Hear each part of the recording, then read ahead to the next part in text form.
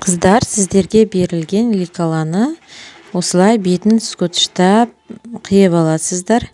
Сосын кейін қолдарыңыздан келгенше гүлдерді осылай сызып дайындап алсаңыздар болады. Енді бізге мынандай әртүрлі маталар қажет болады. Мен қазір корольдік барқыттан жасайын деп отырмын. Және де бізге мынандай бахромалар болса болады.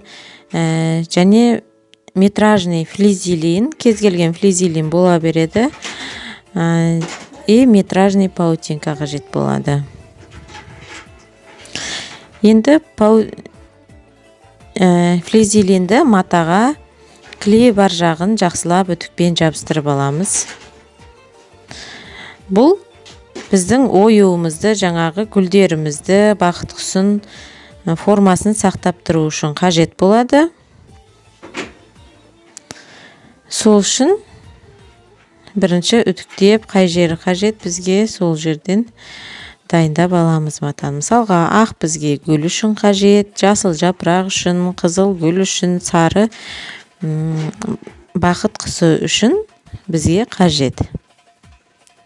Өте үлкен маталар емес, қалдық маталардың барлығын осылай жаратсақ болады. Енді флизелиннің қалдықтарында тастай салуға қажеті жоқ. Осылай бір-біріне айқастыра отырып, үтіктеп жіберсеңіздер, бұл да жарамды болып шыға келеді.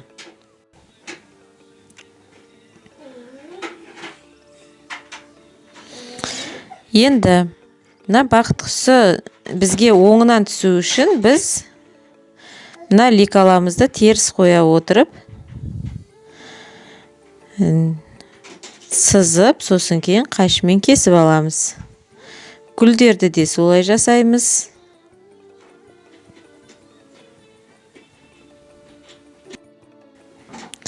Қыздар, мен сіздерге үй жағдайында жасауды үйретіп отырмын.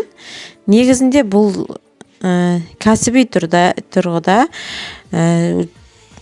уақыттарыңызды жеңілдету үшін арнайы инструменттермен жұмыс жасауға тура келеді. Қазір тегін емкада мен сіздерге инструмент ал, анан ал, мынан ал деп қинамаймын, бірақ үй жағдайында да осылай жасауға болады. Енді осы басы ойық қайшылар жақсы кеседі мендегідей. Бір қайшы алып қойсаңыздар, қағаздағы ою кескенге де осындай кішігірім маталарды кескенге де өте ыңғайлы.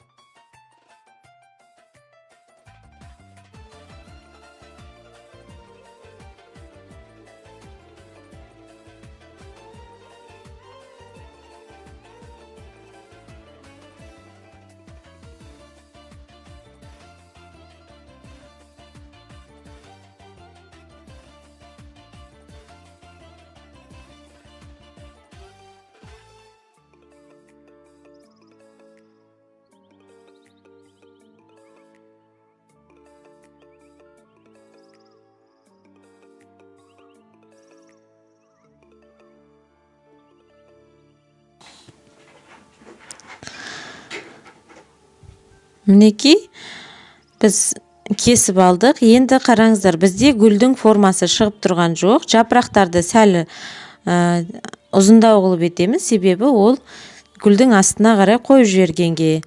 Формасы шығып